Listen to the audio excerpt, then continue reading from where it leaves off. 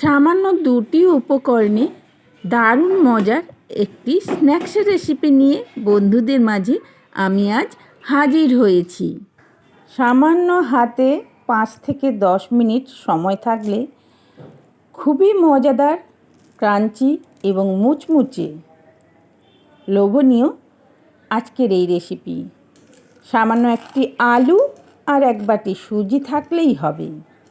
দারুণ মজার নাস্তার রেসিপি, জাস্ট ভাবাই যায় না, এতটাই লোভনীয়। তো বন্ধুরা, কেমন আছো সবাই? আশা করি ভালোই আছো। Welcome back to my channel গঙ্গার রান্নাঘরে সবাইকে স্বাগত। আজ নিয়ে এসেছি খুবই মজার একটি নাস্তা কিংবা টিফিন রেসিপি। তো চলো আজকে দেখে নিই এই মজার নাস্তা রেসিপি কী দিয়ে বানিয়েছি। সঙ্গে থাকো বন্ধুরা একটা লাইক দিয়ে। আর আজকের নাস্তা রেসিপি যদি ভালো লেগে থাকে অবশ্যই শেয়ার করে পাশে থাকবেন। আর নতুন বন্ধুরা অবশ্যই চ্যানেলটিকে সাবস্ক্রাইব করে পাশে থাকা বেল আইকনটি অল করে রাখবে। যখনই কোনো রেসিপি দেব সবার আগে তোমাদের কাছে পৌঁছে যাবে। তো দেখো, এখানে নিয়েছি সুজি। আমি এখানে এক বাটি সুজি নিয়েছি। আর একটা আলু বড় সাইজের খোলা ছাড়িয়ে ধুয়ে রেখেছি। একটা পেঁয়াজ নিয়েছি। আর নিয়েছি ধনে পাতা আর কাঁচা লঙ্কা, ঝালটা যে যেরম খাবে। আর নিয়েছি আমি পাতিলেবু। খাবারটাকে, নাস্তাটাকে ক্রাঞ্চি এবং মজাদার করার জন্যই পাতিলেবুটা নেওয়া। তো চলো প্রথমেই আমি আলুটা গ্রেট করে নেব। সুন্দর করে আলুটা গ্রেট করে নিই।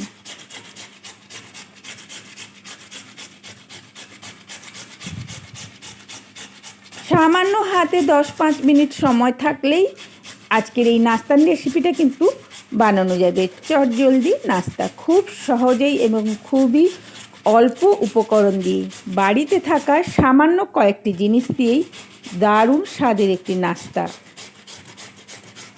বন্ধুরা একবার হলেও বাড়িতে ট্রাই করে দেখো, খেতে কিন্তু দারুণ। আর বাচ্চা থেকে বড় সবাই কিন্তু খুব ভালোবেসেই খাবে, যেহেতু এর মধ্যে সুজি আছে, অল্পতেই পেট ভরবে। দেখো আমি আলুটা গ্রেট করে নিয়েছি। গ্রেট করে আমি আবারও জলের মধ্যে ভিজিয়ে দেব, কারণ আলু কাটার পরেও কিন্তু আলুর থেকে আস্তরণ বা নোংরা বেরোয়। আলুটা কিছুক্ষণ ভিজিয়ে দিলাম। ভালো করে কচলে কচলে আমি ধুয়ে নেব।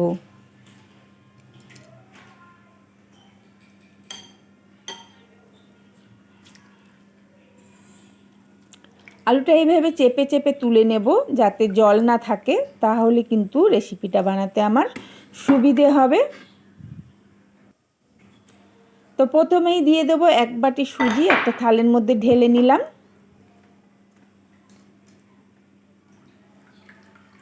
দিয়ে দেব আলুটা চেপে চেপে আমি দিয়ে দেব।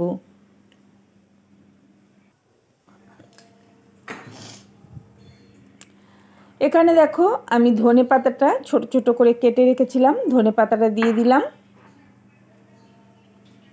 পেঁয়াজটা আমি গ্রেট করে নিয়েছি, একদম ঝিরিঝিরি হয়েছে সে কারণে একটা পেঁয়াজ। আর এখানে দুটো লঙ্কাও আমি গ্রেট করে নিয়েছি।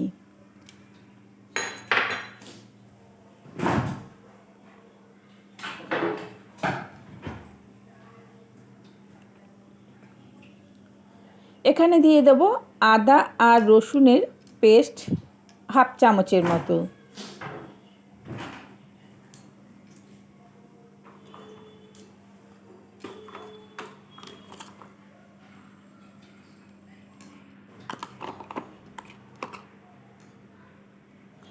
এবারে দিয়ে দেব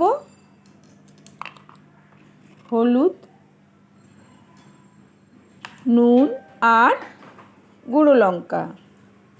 কালার হওয়ার জন্য আমি গুঁড়ো লঙ্কাটা অল্প ব্যবহার করলাম, কারণ কাঁচা লঙ্কা অলরেডি দেওয়াই আছে। আর দিয়ে দেবো ময়ানের জন্য একটু সাদা তেল। এখানে 1 চামচের কাছাকাছি তেল দিয়েছি, বেশি তেল দিই নাই।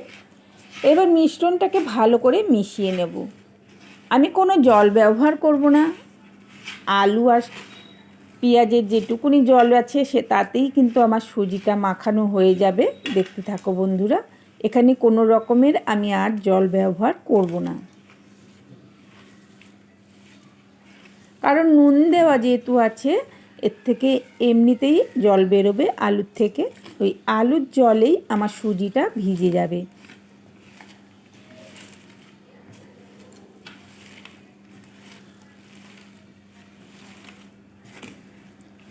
অবশ্য মাখাটা খুব সুন্দর করে মেখে নিতে হবে। যত ভালো করে মাখবে ততটাই খেতে কিন্তু মজার হবে এবং খাস্তা হবে। এখানে 1 টুকরা লেবু কেটে, মানে হাফ ছিল, হাফেরও হাফ দিলাম রস বের করে। আর দিয়ে দিলাম ম্যাগি মশলা। ম্যাগি মশলাটা দিলে কিন্তু খেতে খুবই টেস্টি এবং খুবই লোভনীয় হয়। কোনো কথা না বলে বাচ্চারা কিন্তু সন্ধ্যের টিফিনটা ভালোভাবেই খেয়ে নেবে, কোনো অসুবিধেই করবে না, কারণ এতটাই লোভনীয় এবং এতটাই টেস্টি হয়। তো মেখে আমি এখানে রেখে দেব 10 মিনিটের জন্য রেস্টে, কারণ সুজিটা আছে একটু ফুলে উঠবে। আমি ঢেকে এখানে রেখে দিলাম। 5 থেকে 10 মিনিট ঢাকা দিয়ে রাখলেই কিন্তু আমার সুজিটা ফুলে যাবে। ফিরে এলাম 10 মিনিট পর। এসে দেখলাম যে সুজিটা পুরো ফুলে উঠেছে। তো হাতে একটু লেগে যাচ্ছিল, তাই আমি অল্প একটু তেল দিয়ে দিলাম।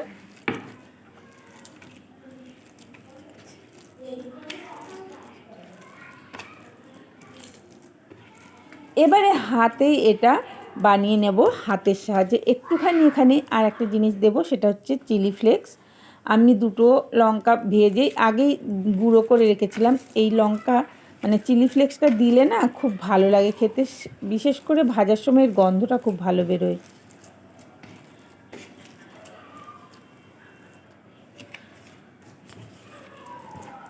এবারে আমি হাতটা ধুয়ে হাতে একটু তেল মেখে নেব, যাতে না আমার হাতে লেগে যায়। কারণ এখানে আমি গুঁড়ো ময়দা ব্যবহার করব না, কিছুই ব্যবহার করব না। হাতের সাহায্যে পুরো নাস্তাগুলো তৈরি করে নেব।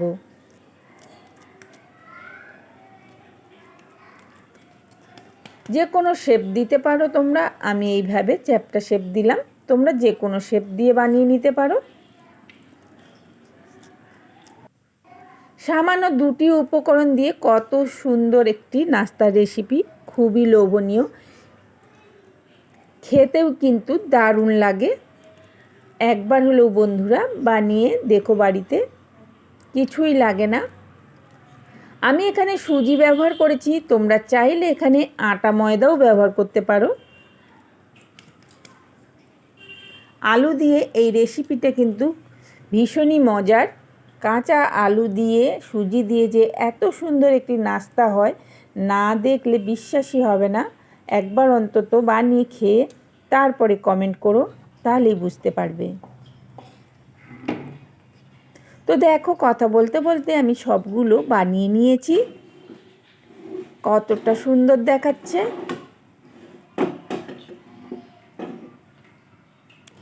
এবারে আমি একটি কড়াইয়ের মধ্যে তেল বসিয়ে দিয়েছি গ্যাসে।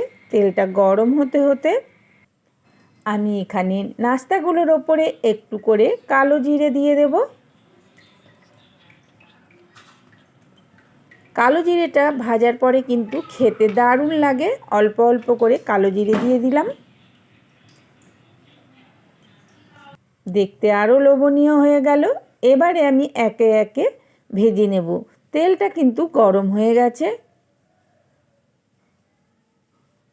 নতুন ও পুরনো বন্ধুদের জানাই অসংখ্য ধন্যবাদ আমার পাশে থাকার জন্য, আমায় সাপোর্ট করার জন্য। পুরনো বন্ধুদের তো অসংখ্য ধন্যবাদ যারা একভাবে আমায় সাপোর্ট করে যাচ্ছ। আর নতুন বন্ধুরা, চ্যানেলে একদমই নতুন, আজকে প্রথম এসেছো, তো প্লিজ চ্যানেলটিকে সাবস্ক্রাইব করে পাশে থাকা বেল আইকনটি অল করে রেখো, তাহলে যে কোনো সময় আমি যে কোনো রেসিপি দেওয়ার সাথে সাথেই তোমাদের কাছে নোটিফিকেশন চলে যাবে। আর আমার চ্যানেলের এই ছোটোখাটো রেসিপিগুলো যদি তোমাদের ভালো লেগে থাকে তাহলে চ্যানেলটিকে অবশ্যই সাবস্ক্রাইব করে পাশে থাকা বেল আইকনটি তো অল করবেই। আর আজকের রেসিপি যদি ভালো লাগে তো বন্ধু বান্ধব আত্মীয় পরিজনদের কাছে অবশ্যই শেয়ার করে দিও, তাহলে তারাও বুঝতে পারবে সামান্য দুটি উপকরণে কত মজাদার একটি খাবার করা যায় বাড়িতে অতি সহজেই। একদম সহজ, একদম অল্প টাইমের মধ্যেই কিন্তু খাবারটা রেডি হয়ে যায়। এই নাস্তা রেসিপি বাচ্চা থেকে বড় খুবই আনন্দের সহিত খাবে এবং খুবই ভালোবেসে খাবে। যারা একটা খায় বা খেতে চায় না তারাও কিন্তু চেয়ে চেয়ে খাবে।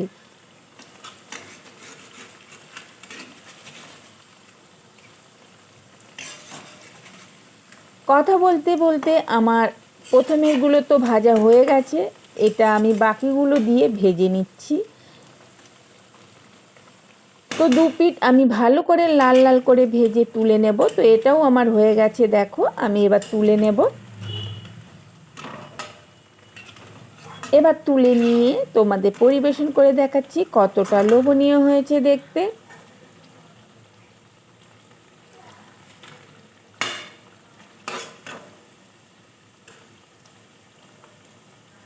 সবগুলোই আমার ভাজা হয়ে গেছে, দেখো বন্ধুরা কতটা লোভনীয় হয়েছে বুঝতেই পারছো।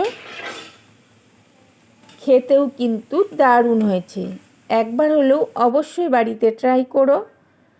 আমি এখানে সস আর স্যালাডের সাথেই শেয়ার করেছি।